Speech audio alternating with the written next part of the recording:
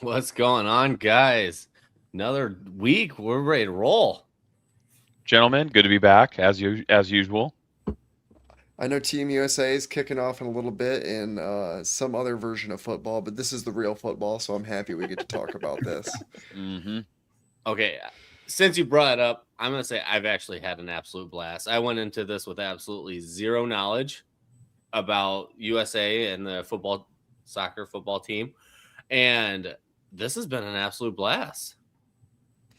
If you saw the videos from the Netherlands today, they're in Kansas City. It looked like after Dakota Days, everybody piling out of the char bar. It was just the longest line you've ever seen. It was unbelievable.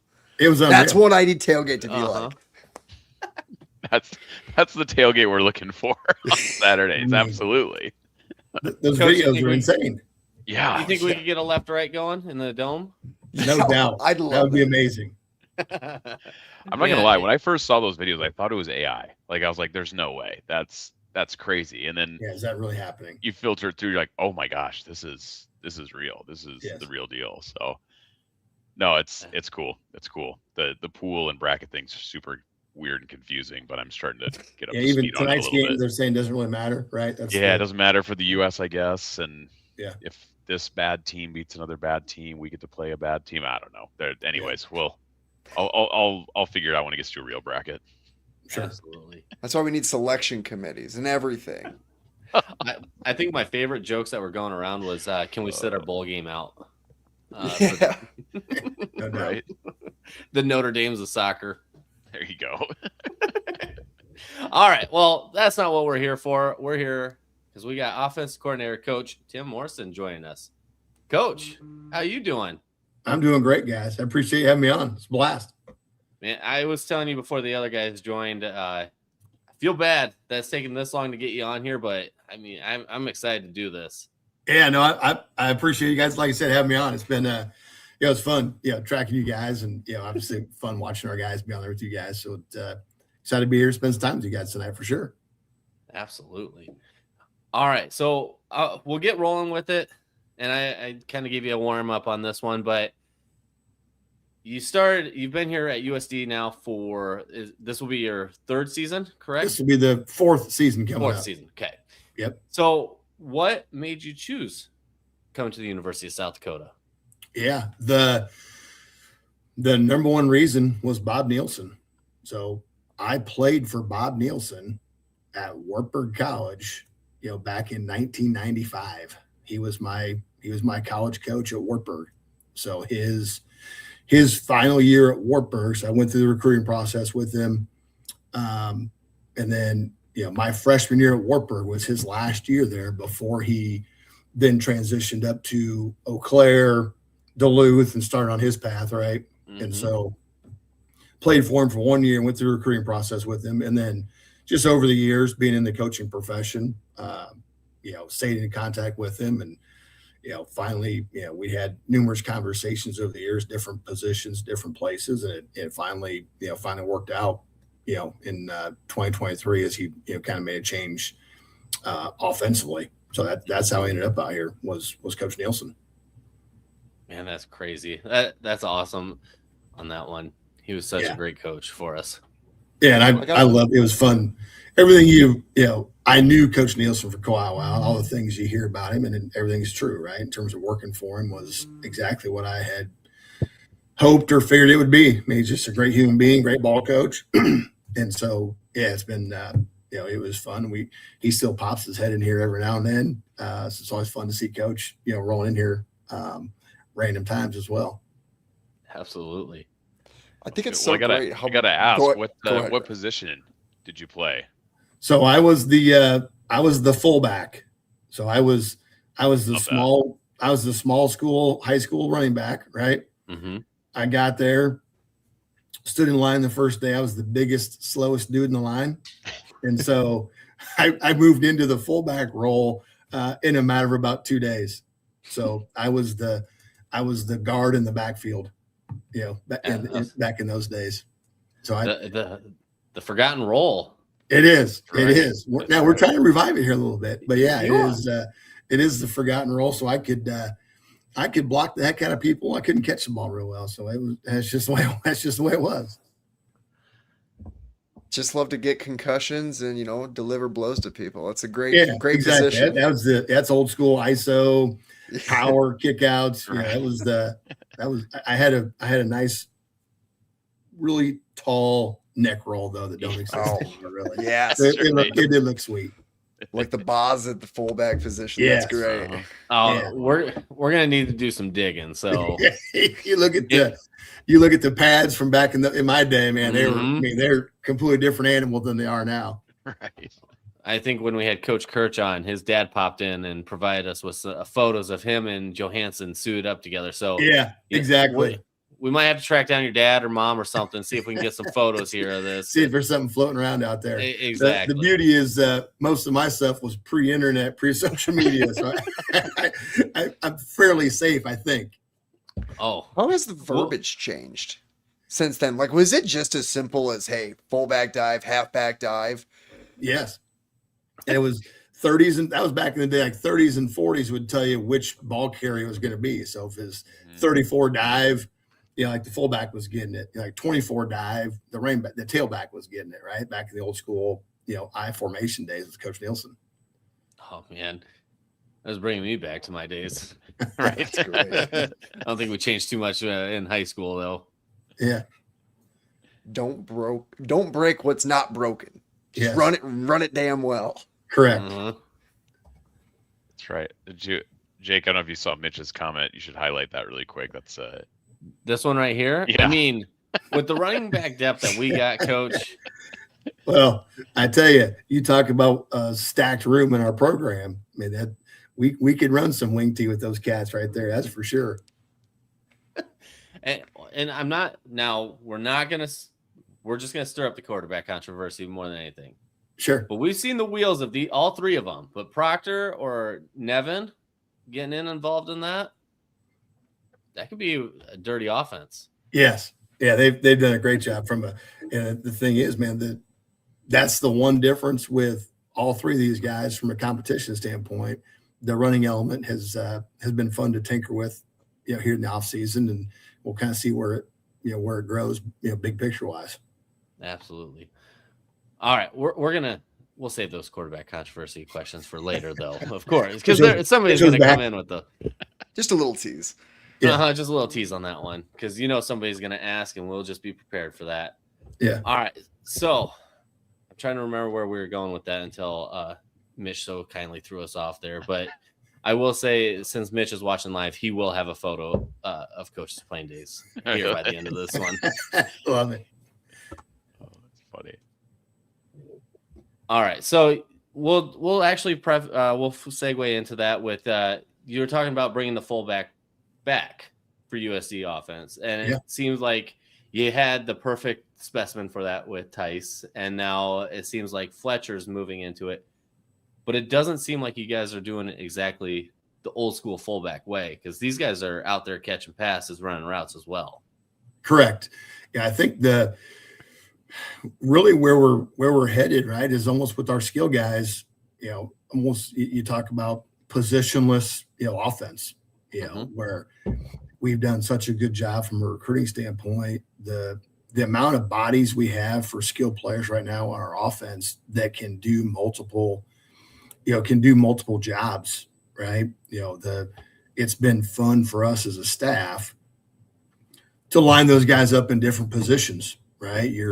We're really getting to the point where any of those guys can be in the game, and I'm talking our wideouts, our tight ends, our running backs. But really, you have no idea where we're going to line them up. And I think that's our goal, is that every skilled kid can basically play every position. We had some wideouts line up in the backfield in spring. Just having that multiplicity where, and we're not running a ton of the old school, like just straight on, ISO, put your face on a backer with those kids. That's not really what they're built for, right? But there's other ways to get them in the blocking schemes and just create hat advantages, right? And then at the same time, as soon as we bring in some, multiple running backs, as we did with Tice a couple of years ago, and continue to move forward, those guys can play wideout just as much as they can running back. So you don't really know where they're going to line up when we take the field. And that's been the fun part for us, experimenting with pushing the boundaries of what Fletch can do. Obviously Key and Charles and all those guys. And, really that whole room is just, we try to force them into playing wideout, playing running back, playing fullback, just to create those matchups and find ways to get them the ball, because they're all good players and we need to get the ball in their hands. Absolutely. Coach, we were talking about this last week. We had Charles and Key on the show. Yep. We were talking about the running back depth. We were just kind of briefly talking about it. Certainly, if not the deepest, one of the deepest position groups, it feels like, coming into the fall. Yes. But another position group that I feel like is kind of sneaky deep is the tight end room as well. So maybe just give some thoughts around kind of what's going on in the tight end room and what we've got there as well. Yeah, I like the way that room has been built out, right? If you go back to my first season here, transitioning the offense from what they were previously to now, what we are, a little more the pro style. It's been a fun build of that room, over the years. And so I think we've got we're going to have 8 players in that room that we feel are deep and can play. Jesse Miller really came on, last year, played a huge role for us. He continues to improve. So like his depth and versatility, that's another guy we're talking about, right? That can line up and play wide receiver, can play, line up as a traditional tight end. We have lined him up in the backfield some, right? Just getting those guys, in that mix. So he continues to grow and has taken on that leadership role in that room as the older guy. We're still hopeful we can get Dallas Holmes back. Off injury, we felt like he was just starting to progress in our style of offense, was really starting to play our brand and how we were doing it. So we're still working through the channels that we're hopeful to get him back. That'd be a huge boost, to that room. So we're still waiting on word from that.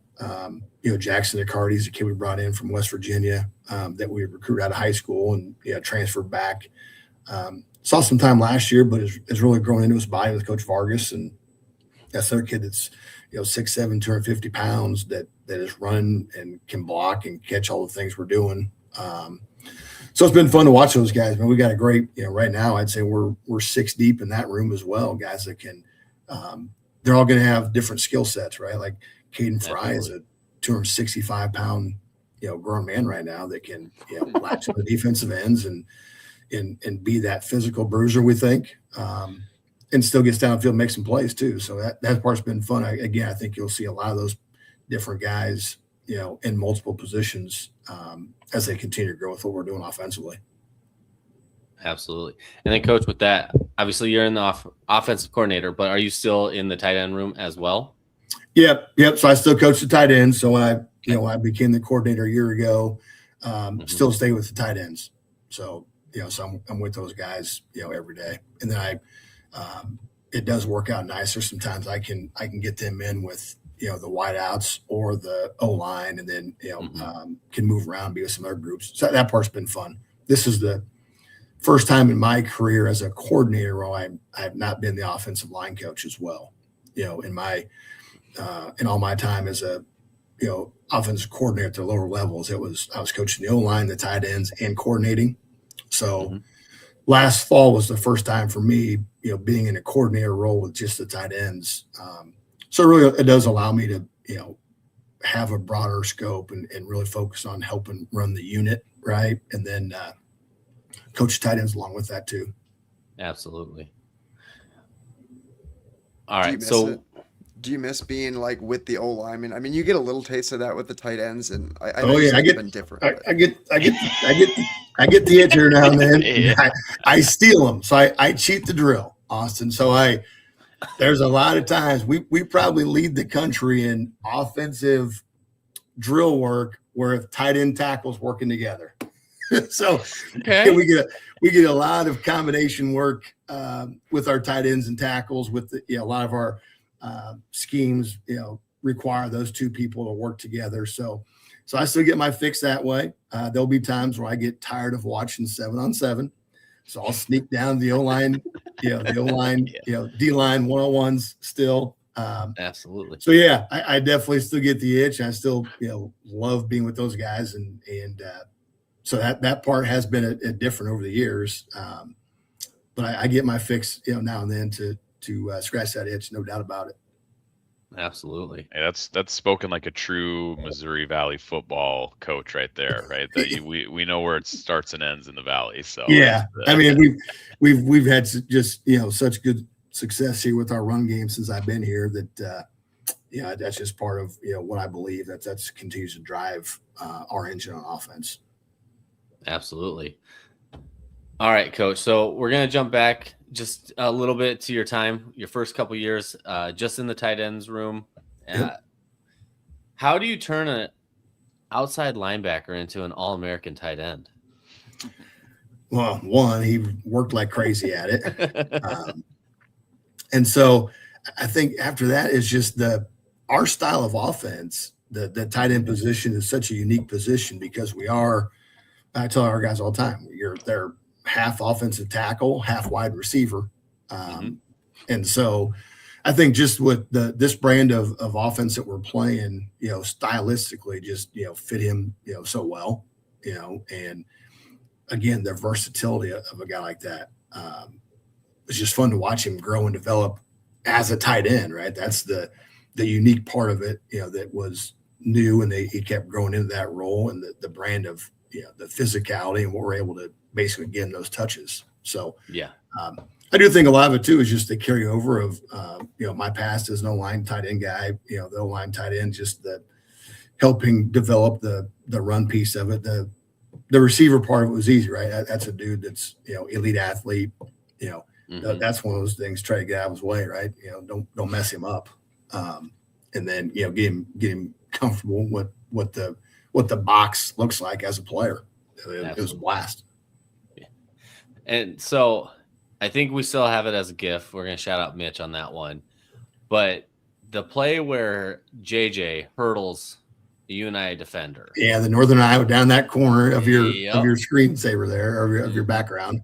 Yeah, absolutely. It's still my favorite GIF that you guys put on there. I mean, he's hurdling the guy. What were your thoughts when you saw him take off, though? Okay, so we're coaching those guys, right? They're big athletes. We always coach them to put the ball in your outside arm, be ready to match pad for pad when a DB goes to tackle you. So we're trying to protect our legs, right? Yep. So here comes the safety. I'm like, okay, he's going to drop his right pad and he's going to, either run through him or protect his legs, and we'll line up in the red zone. And then, our guy jumps him, right? And so then it becomes a thing with JJ that he's jumping and the ball is out. So the first thing is like, oh my gosh, he's going to fumble a football. And that's just how he became. And then if you throughout the next few games and, that next year, it's just what he was doing. As soon as those guys would go low on him, he elevates and goes over top of it. So that will catch you off guard first time he does it. Like, whoa, okay. You, put that in the category of, things you don't coach with good players like that. Absolutely. It just happens. No, that's a play I think a lot of folks will remember because it's like you said, not what you're anticipating as it happens, and especially when it's at home, you get that crowd pop when something like that happens. I know, and it happened right in front of the student section. The whole deal. It really couldn't have happened in a better location on the field. In terms of getting the crowd. It was a awesome play anyway. But then you put it, right in front of the student section. He scores, not only does he do it, but he scores right on the play. About as good as it gets, when you talk about guys making plays and help carry a team. Absolutely. Well, since we've been talking about it anyways, maybe we kind of transition to the O-line group, because unlike the running back tight end group, this might be a group that maybe there's a few more question marks, at least for fans anyways, of familiar faces across the O-line. Maybe just give us some thoughts of kind of what you've seen so far and kind of that O-line room. Yeah. Well, one, I can tell you right now, we love where we're at, kind of getting that room back to the depth and experience and personnel that we wanted to, right? I mean, after the 2024 season, after that spring, just with how college football works, right? I mean, we had, took some losses there, and we patched it together pretty well, last season. I do think that, but just continue to grow this young group of guys that are in the program now, and that is such a developmental position for us. I mean, it takes those guys. I mean, you're talking that's a 2-year process to go out there and function at the level that we're asking them to function in this style of an offense. So you're always trying to, you want to be patient, and you want to have those guys work through that, process. And I think we hired Coach Bain new, back in February. That would be right now one of our most cohesive groups. And that's Coach Bain. I think the O-line room is one of the most unique rooms, in a program, right? You talk about 5 is 1, the whole, any cliche you can think about. You've got to have, 5 guys up there that legit know what the other guy is doing and working together to have that success. So one, just that room is tight right now. They're putting in the work. They're continuing to grow and develop with Coach Vargas, and then with Coach Bain, being a new addition to our staff. I really feel like we're getting back to that, just cohesive group that, believes in themselves and believes that they're gonna have a chance to really carry this football team and carry our offense as we move forward with it, right? And so it's a good problem to have. We've got so many players in there that are versatile. I'd say our biggest struggle right now is figuring out where to put those players. You've got a lot of good different bodies that, can play both guard and tackle, right? And so the number one job for us and for Coach Bain is going to be figure out, okay, number one, first and foremost, right? Who's your best 5, right? Who we feel are our best 5. And then because they're so versatile, now we got to figure out what is that best combination of those 5 look like. So that's been fun to watch as we really went through spring. We didn't even still, we're not really defining those roles yet. I mean, you still got guys that are playing left tackle, flipping to play right tackle, flipping back to play left guard. So you're really trying to expand that knowledge base and figure out, kind of how that will sift out, throughout the course of the, here in the summer and fall camp. So that part's been fun to watch. With the versatility. And then we really feel like we're probably, 8 or 9 deep right now that could go into a game. So now you're trying to figure out, okay, who's our best 5? And we feel very, very comfortable if we can keep those guys healthy up front. And we're going to have, 8 to 9 players that we feel can go into a game and function at a high level. So those guys have done awesome. I think the one guy that stood out, Grant Chapman has been amazing in terms of, you talk about a young kid in our program that's just worked and grown and developed, to give himself in that mix to be one of our starters, here in the fall. So that group as a whole, man, they're doing the work every day, and it's fun to watch them as we continue to mold that group into what we believe it needs to be, have success in this program. Absolutely. I think we've all come to learn too that to be successful in the Missouri Valley is obviously to have that mean, tough starting O-line, but it's also to have the exact same thing ready to go in the stable for this, this second string on that. But it's a physical league, right? Every team you're playing is going to be physical. I don't care what anybody's record is. It's going to be a physical football game, and inevitably the way that we play, guys are going to get banged up. I mean, that's just the reality of the style of play both we want and the Missouri Valley, kind of dictates, right? So having and really again, you're into this, okay, here's the first guy in. Well, what position does he slide into? Does one of those starting 5 move over, or is it simply the next guy in is at that spot?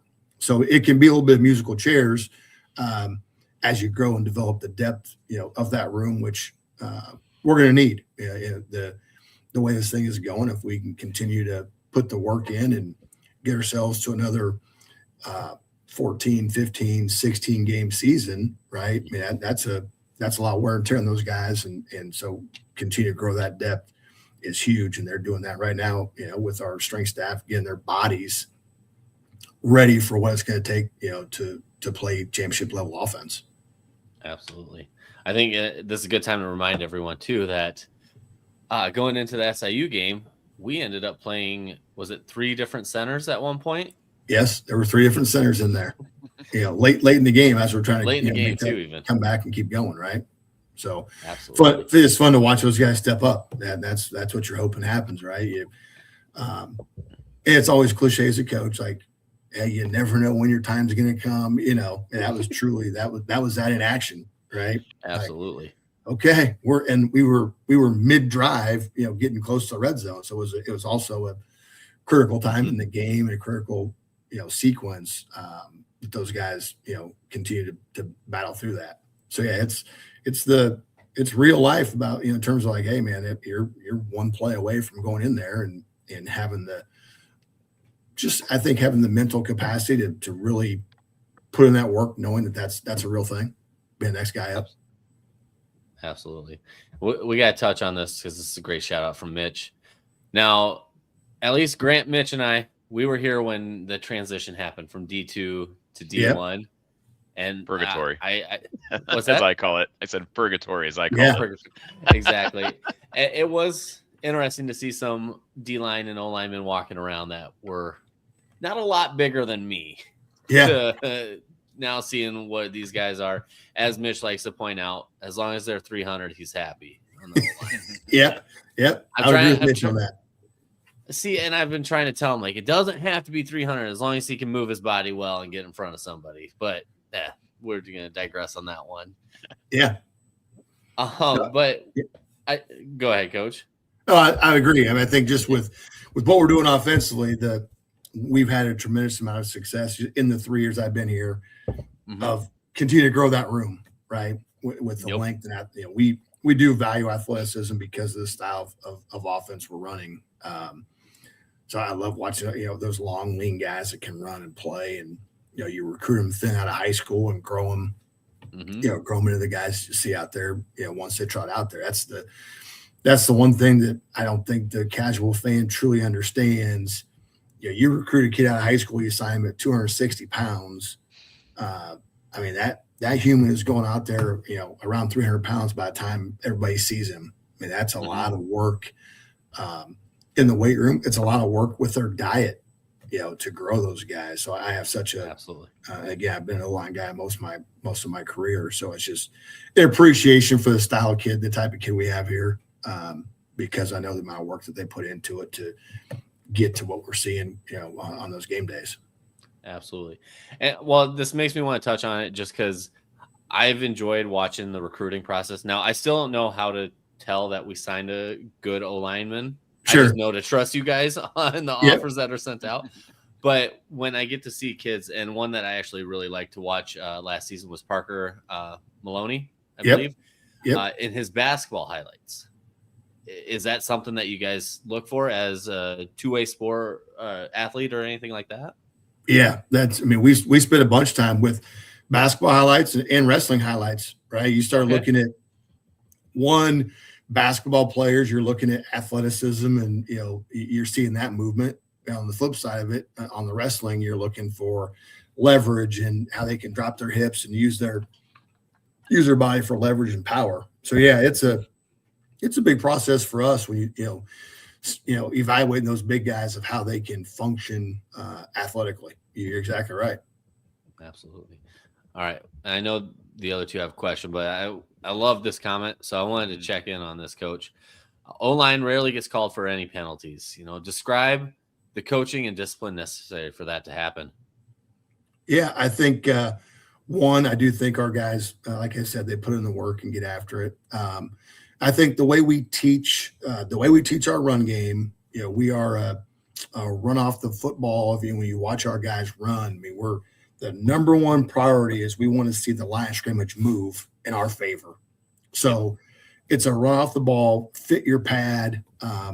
So really a downhill, type of a block for those guys. And so we're never really trying to, when you talk about just from a, even if you talk like holding just big picture wise, right?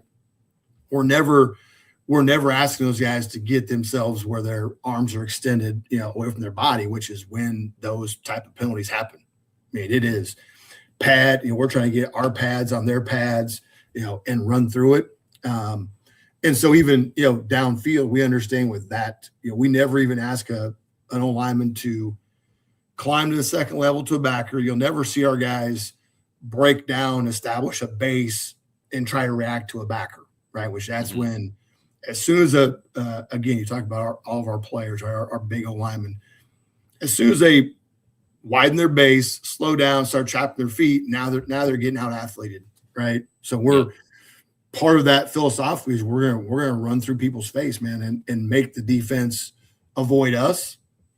So I do think that limits, some of our penalties, big picture wise. Okay.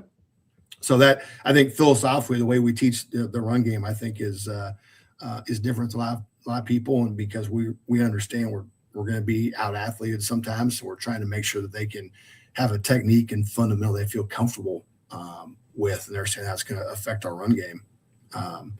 So I think that's how we attack it, in the run game, where we don't give a bunch of guys getting handsy, because we're not teaching grabbing and, tugging like that. Mm-hmm. We're talking pads and just run through guys, midsection is really kind of the plan.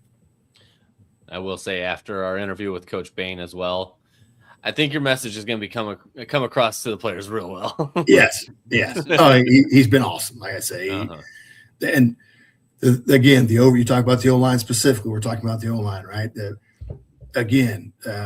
lot of good O-line coaches out there, but the ones that can galvanize that room, those are the best ones.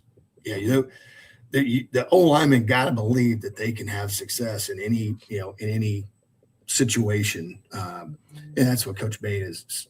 Elite. He can certainly teach the fundamentals and the techniques that we want, right? But just the belief and the cohesiveness of that room, I'm excited to continue to watch that grow as we go through adverse situations, throughout the season coming up.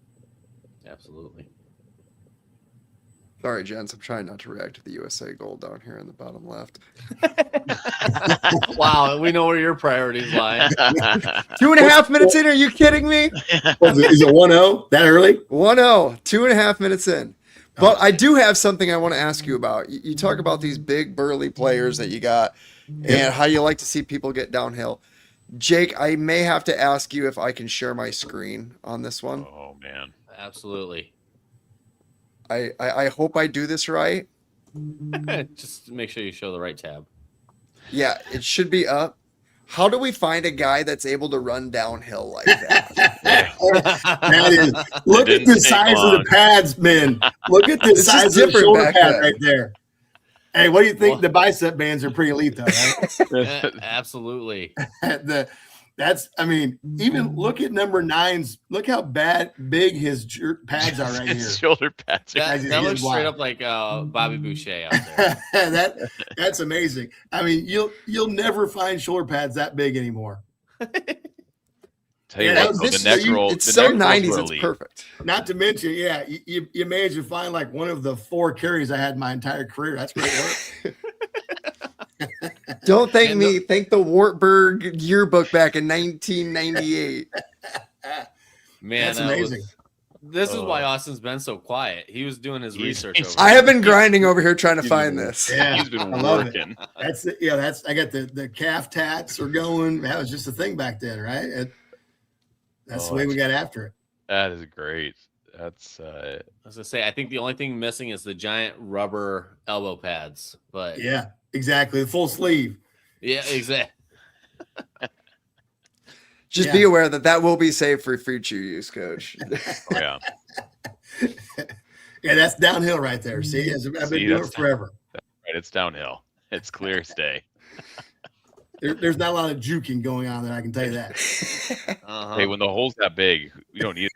He just hurt. Any guy could have jogged through that damn thing. You got to make it full. You got to make it full bag proof. Just one way. Yes, exactly. North and south. Yep. Man, that was awesome. Oh, that's good. Love it. All right, so we'll we'll start touching on this season, this upcoming season. But real quick, just got to give a shout out to sponsors of the show, to JJ's Wine, Spirits, and Cigars. Make sure you stop in for any of your spirit needs or cigars. I tell you what, I took a cigar out on the links the other day, and that thing was top notch. So be sure to check them out. And as always, stop over on the bar side and grab some great food and amazing drinks. All right. So we'll roll into this upcoming season as a whole. Coach, this is your second season as offensive coordinator. Do you feel like you're getting your groove, getting it all sorted out? Yeah, I do. I tell you, it's fun.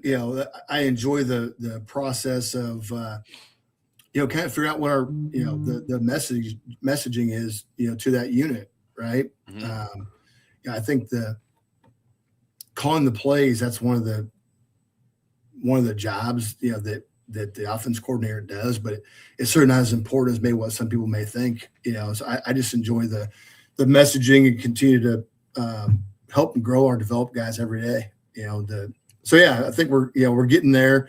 Year 2, we had offensive staff meeting yesterday. Just continue to refine the package, and you're trying to, we're going to do what we do, but you spend the off season trying to figure out, what tweaks you want to make. Some additions we've made that we felt like we were lacking, last year. So I enjoy that part of it with our staff, just, figure out, okay, what are we missing? What are some things we need to add while keeping the identity of who we are the same? So we feel like we're, and even some of the small changes we made year 2, even with our players, with the same terminology, we were changing some things just to make it maybe a little more cohesive. But I think year 2, I think we're continuing to head in the right direction, staff and player wise. So we're having a blast. Continue to work through it. Absolutely. Now, last season, we'll say you kind of got handed the dream setup as a new offensive coordinator. 10-year quarterback who knows how to facilitate the offense. What's it like moving into a year now where obviously nobody knows what the quarterback is, but you got one with starting experience, but outside of that, it's a whole new game. Yeah. One, I was telling you, before we kind of got started, that, they don't auto correct me as much as what Aiden was able to do. If I had something typed in wrong in the script or something, right, he could fix us. Or if I say something, he could even translate it to the guys. Like, okay, here's what he said, here's what he means, right? One of those deals that you forget that you have. I think right now when we're trying to figure out, who the next quarterback is, after Aiden, is really trying to figure out what these guys can do. Like what are their strengths? How can we tweak our system to work with those strengths? Right. I mean, we do what we do. We've recruited these guys, Austin, Nev, and Jackson. We recruited them to our system, but you're always trying to tweak the thing and make sure that we're taking advantage of their strengths. So I think that part has been fun, in spring and now here in the summer and the fall camp, really just trying to figure out, okay, what do they do really, really well? Mm-hmm. How can we build off of that to, kind of maybe tailor the offense a little more in those directions, and just watch them continue to grow and develop. There's so many. You got to the point, right, wrong, or different, where there wasn't much that would throw Aiden off, right? When you're starting quarterback for that many years, there's very few things you can see from a defense or, in a game scenario that you hadn't seen before. So really, I think just for us as a staff, making sure that we put those kids in some scenarios that they're not used to yet. You're talking 2-minute drills, different situations in spring practice that maybe you didn't feel like you had to get quite as much with Aiden because you feel like, okay, he'll be fine. He's been through it. But just getting these guys exposed to those scenarios and really getting them exposed to potentially being the starting quarterback. When you're in the room with Aiden Bauman, he's the leader, he's the voice, right? So getting these guys, and again, these guys have been with us, right? But just getting them to be the voice that our offense hears has been fun to watch those three command the room and command the offense as we build it out here, heading into fall camp. Absolutely. Now, the one shocker in this whole conversation about the quarterbacks, we didn't have a single person in the chat ask for any insider information on the quarterback. They know better now. Yeah, they're tired of asking it. They're tired of everybody just dodging the question at this point. That's right. I think that's where we've gotten to. But yeah, no, I know you guys got 3 great ones in there, and then with it, the quarterback's got to throw to somebody. I know we got one of the greatest running back rooms in the FCS. Yep. But they still have to throw somebody. How's the wide receiver room looking? Yeah. Those guys had a really good spring. I would say this, we were, in the spring, that was the room that was probably the thinnest. And I'm saying just in terms of bodies, in terms of numbers, we had, we had multiple guys graduate. We had a couple guys leave, via the portal. And so we didn't want to rush that room and just to add guys to the roster. So that was a little bit of a thinner room in the spring. So we've got that thing built back up. We love where it's at. You think of the 2 older guys, right? Tyson Bowes continues to take that role, man. If you look back at our season last year, Tyson Bowes from about, let's just say week 6, really came on, and we I think really found a really good role for him as, he was that, the crosser, the flat. I mean, we did, had some really found his strengths, I think. And so continues to grow, and he continues to get better as you're, say what you're trying to find a quote unquote number 1 receiver. We are, as a staff, we're not trying to find a guy just as a replacement for Lorenzo, right? You look at his production. We're not even trying to find one guy to take over that production. You're trying to figure out, okay, collectively, how do you get those guys involved? And so Tyson Bowes has been great. I'd say Tanel Bryant. Now you talk about a guy that transferred in last year, year 1, year 2 of the system, can play any of those spots, and has really turned himself into a receiver that is not just a speed gadget guy, right? I think when you take a smaller, explosive kid like that, you're always trying to figure out how you get him the ball, right? And so he's really continued to develop as a receiver with Coach Walker. So that part's been fun to watch. So those 2 guys had awesome springs, really, in terms of big picture, man. You got to play every position. You're the old guys now. Like, we've got to get you in every spot. And then you got I'd say the other guy that, that we had a chance to see last year, right? Braden White. We ended up limiting him, right, because of the 4-game thing last year. So he'll be fully unleashed this year. And again, you're talking about an athlete with a ball in hand player, has been fun to watch. So all 3 of those guys right now, I'd say, kind of run as our top 3.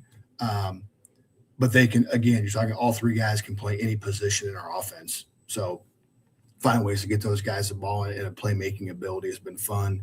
We had a couple transfer players that have been good, some young kids that are growing into it. So I like how that room's developed, and they've got again, Coach Walker. We keep talking about this, right? Like the guys on our staff offensively here, that they're experts. They're here. We hired them because they're experts in our system, right? They know how to teach our style of offense. So our wideouts have continued to get better since Coach walked. The longer they're here with him, just in terms of being a skilled receiver in our system. Those guys are still learning and growing in year 2 as well. So I think those 3 guys will you're going to see a lot of as we roll into the season. Absolutely. All right. And then I wanted to touch on this one just because I thought it was a fantastic question. I know last season was a little interesting with that co-offensive coordinator. Yep. Can you, divulge a little bit of what that meant and what your guys' day-to-day looked like? Yeah. So I'll give you the backstory. So Coach Vitz played for me. I've known Coach Vitz since he was a junior in high school. So tremendous football coach, and we wanted to have him here, and so really Coach Vitz was in charge of helping our pass game. I mean, I think that when you look at our day-to-day from a game planning standpoint, Coach V was managing the pass game and helping me in that, capacity. He's an elite football coach, elite offensive football coach, and continue to develop Aiden Bauman. You saw Aiden get better throughout the course of the year, right? The longer Coach Vitz was with him. So that was kind of a working dynamic. I mean, he building out the pass game and matching up. When you talk about building a game plan, a lot of the quick game and the true drop back pass game, and we would collab on all of the play actions and just matching up, systematically what we were doing. And he was our guy on the sideline, right? He was down the sideline when I'm in the box. He's really helped run the show down there, and being that voice of confidence and just the guy our offense could look to, down there.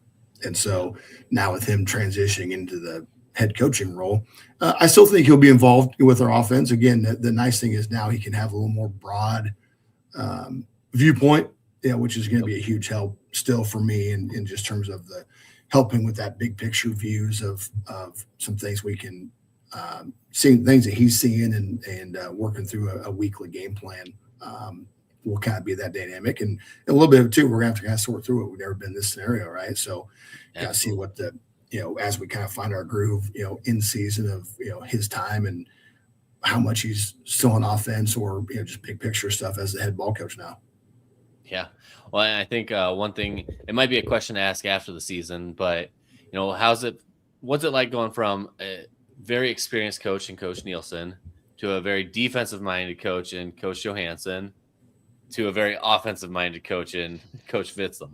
Yeah, well, our offensive guys, they're all excited, right? The funniest thing is that there's not a whole lot of change philosophically from ever since I've been here, philosophically with Coach Nielsen to Coach Johansson to Coach Vitzum. Part of the reason that I think it's so critical in this day and age is to promote from within is. And part of our success, I don't think it's a coincidence, man. Our coaching staff has been so aligned since I've been here, philosophically, of what everyone's belief system was to win games in the Missouri Valley, win conference championship, and put us on a national map, right? So the offensive coach, defensive coach, really the plan, the philosophy hasn't changed much. That's what's been, I think, good for our players and for our staff. Just the complete unification of philosophy of, hey, here's our plan to win football games that we do better than any place I've ever been in my career, right? A lot of places I've been, right? The game plan to win a game. Offense, you score 50. Defense, you shut them out. We'll meet somewhere in the middle there, and we're going to try to win a football game, right? Okay. But from Coach Nielsen to Coach Johansson now to Coach Vitz, we are so aligned. There's such a game plan of how to win the game. That starts on Monday as a staff working through that. Hey, this team's really good situational here on defense, so we got to be good. Even on their side of the ball. Hey, offense, we got to make sure we're taking care of football, possessing it a little bit, or hey, we're going to throw a little more, based on what they're doing. So it's so fun that way. So I don't think there'll be a ton of change that way. It's just the philosophy has been awesome. In terms of how we coach our kids to win a football game. Absolutely. Well, I mean, I think what I heard was it sounds like we're going to win every game 40-0. That's the goal. That should be the expectation going into the season. That's how it came out. Okay. Is that right? No, I'm kidding. No, no, but I think you're right. The cohesiveness and the alignment, it's paying dividends, right? I think it is no coincidence that and our three most successful seasons in Division I are happening in the same period, right? I agree. That is how I feel. Just with and our players believe it too. Our players have seen this. You establish the philosophy, and then you explain it to your kids, and now we're seeing success off of that as well, right? I mean, that's half the battle. Guys believe in what you're doing and what you're coaching and talking about, week to week. I think even last year you could see that. We started the season off not how anybody expected to, right? Mm-hmm. Just stick with the plan and trust it. We believe, everybody in the building believes what we're doing. And I think you saw it come to fruition throughout the course of the season. that's what's fun, right? That's fun as a coach as a program when you watch that. No one panic. All right, we certainly got to do some things better, but the plan is the plan, and let's execute it. And it was fun to watch us continue growth of that, even that last year of that season. Yeah. Well, also too for the players, like you said, we didn't start last year the way we wanted to, but I think, like you said, and we heard over and over again, like nobody flinched. Yes. Everybody stuck to the course. But had you not had the previous 2 years of success, it may have been kind of hard to be like, okay, stick to the plan. But you're selling dreams, right? You're selling hope. Exactly. You're selling hope, and you're thinking, okay, I don't know, but the kind of the proof of concept, if you will, was there, right? The first 2 years to say, that's exactly guys, right. We've done it. Like, we know it works. We already seen it. Now we just need to apply it. And and that's been huge. That's been huge for our program. I agree completely with you. And then on the flip side, now you're into the mode of, okay, just because we've had success the last 3 years, that guarantees nothing. Right. This fall, right? So now you're into that, just the constant building of your philosophy and of your team. That's a fun aspect of it. When you behind the scenes building this thing out. How do you kind of build that out, Coach? Because you got a bunch of, players coming in that kind of like, oh, we've had success in the past, but really keeping to that level and then trying to extend it even higher to avoid complacency. Yeah, we talk about it daily. We talk about improving our best on a daily basis. And trying to be the best version of ourselves, both players and coaches, I think. And so it's talked about here, daily of, hey, and really be willing to, contribute something bigger than yourself. Right. I mean, all the stuff that our guys are doing, that's not guaranteeing any success at all. I mean, you're talking about a group of 105 guys that we're doing all this work, and there's no guarantee it's gonna pay dividends for them. That's a pretty unique. That's the fun thing about being in competitive sports. I believe that is you find guys that are willing to do all that work, knowing that the outcome may not be what they want. And so we continue to talk about our margins of razor thin margins of success or not, right? You talk about whether that's 1-score games or being better tomorrow than you were today. I mean, that's a constant reminder for our players. And again, that's even our older guys leadership wise. They understand that just because we've won some games here doesn't no one cares, right? That's not. They don't care how many games we've won. It's what have you done for me lately, right? Can you do it again? And that's just a daily. I think, Austin, that's just daily. That's what we talk with our kids about, and that's our focus. When you walk in this building, are you prepared to get better? Are you a growth mindset? Coach Fitz talks all the time. Are you a growth mindset? Are you ready to get better today and contribute to this football program? Absolutely. Now, I appreciate your guys' professionalism because I was completely distracted by your offensive analysis over here going on in the chat between Matt and Mitch because they're setting you up, Coach. If you need some help on the 4th down play calling, okay. They're suggesting putting Jackson Kogel in at quarterback. For some tush push. Love it. So. I was totally distracted by that, but is there a strategy, Coach, that you found over the years that is more successful in convincing the head coach to let you go for it? No, that's a good question. Well, if the head coach, here's the key to it. If the head coach asks if you got a play that you like, you better say yes. And there better not be a pause in the you give them one of those, usually that's not going to go well for you. Yeah. So you better have some conviction when the head ball coach asks you got something you like here? Like, yep, I'm ready, coach. Or I'm not sure. That usually dictates where you're headed from there. Did you have to be quicker with it with the defensive-minded coach last year? Coach Johansson, I tell you, he was such a good coach situationally. Man, we were usually 2 or 3 plays ahead. Like we'd almost made those decisions. He was on top of it. We weren't even really making decisions. It was, yeah, we're going to, or yeah, we're not. based on what happens this next play. Gotcha. That part is a little bit different. All right. So I'm also going to give a chance to anybody in the chat. If you got any questions, now's your chance to throw it out there. I know we're drawing close to the end here. But now we'll flip it over a little bit, Coach, and we'll have some fun with it because we got to get to the question we ask every single one of our guests that shows up. Okay. What is your go-to restaurant in the Vermilion area?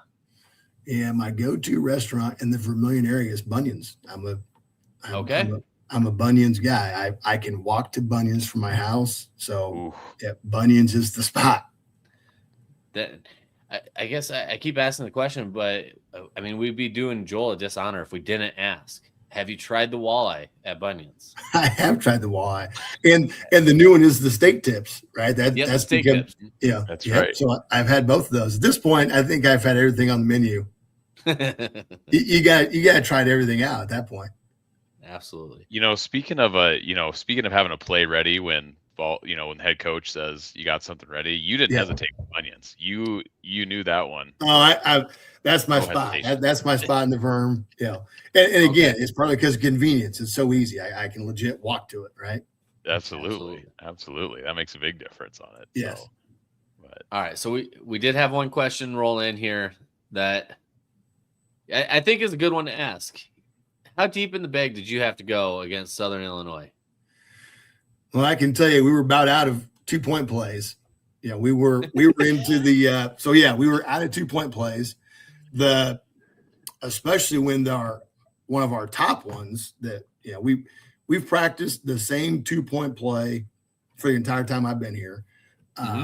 That was the one we got called for I can't remember if it was a false start or we snapped it as they called the timeout. That's what it was. Okay. So ended up being, 6 of them that actually got called and snapped when we snapped it. We're getting ready to run it and they called the timeout. We were the bag was empty. We were into the like our low red calls from there. And then we had to spend that following week. That went into bye week, right? Yep. As a staff, we spent 2 full days getting into new, finding out new 2-point plays. We were out. We showed everything we had. So that was the craziest thing I've ever been a part of. I had my palms were sweating. I can guarantee you that. I was going to say, cause I'm pretty sure the Tennell one that just looked like playground football. That was 100% backyard ball. And that was, we had the reverse, the throw it to Aiden and he was covered. I think it was a simultaneous, including the head coach, like, oh crap, as soon as he was covered. Yep. The next thing you know, Tennell's rolling through there. So it was a tremendous play with that. It was the bag was empty. That was a wild one. All right. So I'm not going to pull it up, Coach. You give us the all clear or not on this Jesse Miller question here in the chat. Okay. What's this one? Oh, can you see it on the side there? Because he's asking, is it pumped or stuffed? He doesn't know. Tell him he doesn't know which it is for sure. We'll let the audience figure that one out. So that's awesome. All right. Well, I think we have run through all the questions, Coach. You hung out with us for a long time on this. We appreciate the heck out of it. The last thing I want to give you is just the floor. If you got any message for Coyote Nation, now's your chance. Yeah, no, I appreciate the chance to get on here. I mean, obviously, we've had it's been fun, man. My time here has been awesome. I've enjoyed it, and we've had a bunch of success, and so we're certainly appreciate the support, from everybody. And we're working, we're continuing to push the envelope of what we can do here, and we're going to keep striving for excellence, man. It's been fun. I appreciate the time tonight for sure. Absolutely. Well, perfect. Well, I think that's a good place to end it. Coach, I'll let you know we hang out a little bit afterwards if you want to stop in with us. Okay. But I think this is a perfect spot to leave it with the Go Yotes. Sounds good. Go Yotes. Appreciate it. Appreciate it, Coach. Go Yotes. Go Yotes.